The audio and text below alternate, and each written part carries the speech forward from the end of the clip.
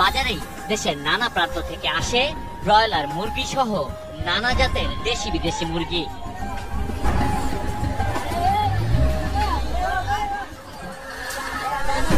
পাইকার আর খুচরা মুরগির ব্যবসায়ীদের ভিড়ে জমজমাট কাপ্তান বাজার।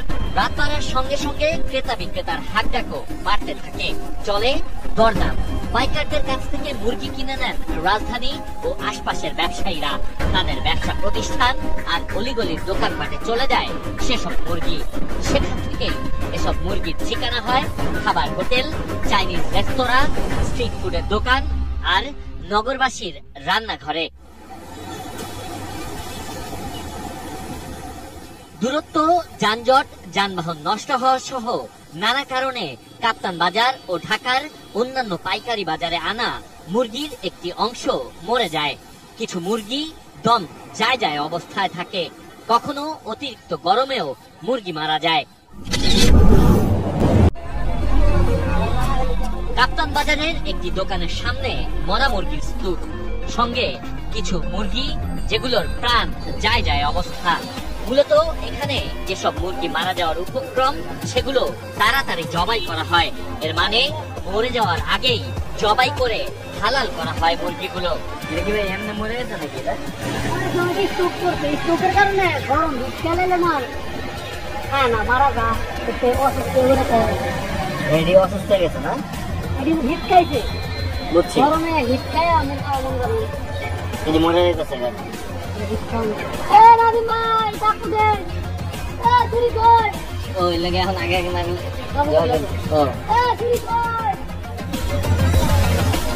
কাপ্তান বাজারে শয়ে শয়ে মুরগির দোকান, তবে আমাদের অনুসন্ধানী চোখ আটকে যায় এই দোকানটিতে। মধ্যরাত থেকে ভোর রাত পর্যন্ত আমরা মরা মুরগির হাল হকিকত খেয়াল করি।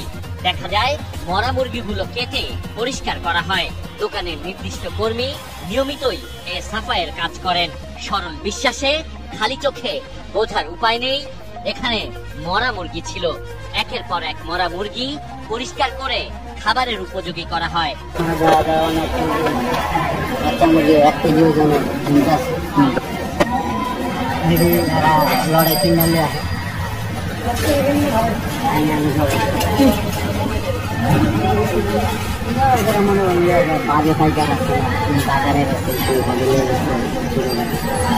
এবার মরা মুরগির সঙ্গে যুক্ত করা হলো অসুস্থ মুরগি। এসব মুরগি নিতে আসেন নির্ধারিত ক্রেতা, যিনি সবসময় এখান থেকেই মুরগির মাংস কেনেন।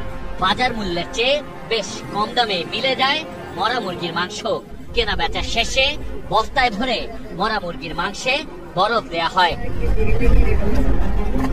এরপর আশপাশের কয়েকটি দোকান থেকে মুরগির গিলা কলিজা, পা, মাথা সহ বেশ কিছু অঙ্গ প্রত্যঙ্গ কিনে নেন ওই ব্যবসায়ী।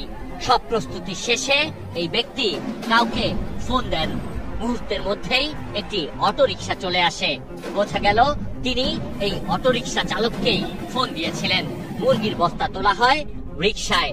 তখন পূর্ব আকাশে ভোরের আলো ফুটছে। মুহূর্তের মধ্যেই হাওয়া হয়ে যান ওই ব্যবসায়ী। পুরনো সেই দোকান থেকেই মুরগি কেনেন ওই ব্যবসায়ী। এরপর যথারীতি পরিচিত অটোরিকশা চালককে ফোন। তারপর বস্তা ভর্তি মুরগি নিয়ে কাপ্তান বাজার এলাকা থেকে বেরিয়ে যান। কাপ্তান বাজার থেকে বেরিয়ে ইউটার্ন, নানা অলিগলি ঘুরে মূল সড়ক। এ যেন এক গোলক ধাঁধার খেলা। শেষে নানা সড়ক ঘুরে পুরনো ঢাকার গ্যান্ডারিয়া।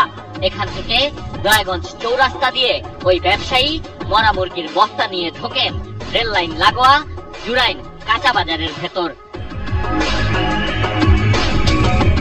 ধীরে ধীরে দোকান গোছানোর সব প্রস্তুতি নেন তিনি। কাপ্তান বাজার থেকে আনা মরা মুরগিগুলো সুন্দরভাবে সাজিয়ে রাখা হয়। এখানেও কৌশলী এ ব্যবসায়ী। মরা মুরগির ব্যবসা করলে তো কৌশলী হতেই হবে। এসব মুরগির পাশাপাশি জ্যান্ত মুরগিও আছে তার দোকানে। মূলত জ্যান্ত মুরগির আড়ালেই মরা মুরগির ব্যবসা। দেখে কারো সন্দেহ করার কোনো সুযোগ নেই।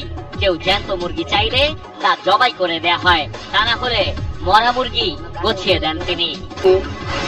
আর কাপ্তান বাজার থেকে কি আনছেন আপনি? গেলে পাও, মাথা, মুরগি। হ্যাঁ, তাহলে আপনি বলেন কেন দিয়ে এখান থেকে? এই তো কাটি তো এই তো আসবো বাবা। না এখানে কাটেন, কিন্তু এগুলি কোথেকে আনেন? এগুলা কাটতাম ছিল। অনুসন্ধানে দেখা যায় প্রতিদিন কাপ্তান বাজার থেকে অন্তত 80 কেজি বা 2 মণ মুরগি নিয়ে আসেন ব্যবসায়ী সোবহান। এর মধ্যে জ্যান্ত আর মরা মুরগি মিলেমিশে একাকার। দেখে বোঝার উপায় নেই কোনটি জ্যান্ত আর কোনটি মরা মুরগি। মরা মুরগি এটা জানেন? না, মরা মুরগি তো আমরা সামনে কাটি কাটটা না, মরা না তো, সামনে কাটটা আমি যদি আপনার দেখাইতে পারি যে এটা মরা মুরগি, আপনি দেখাইলে সেটা ধরবেন, ওইখানে যা ধরবেন। না আপনারা বলতেছি, আপনি একটু নিয়ে আসেন। না, আমি তো মরা মুরগি আনি না, আমি রেগুলার আনেন না? হ্যাঁ, রেগুলার।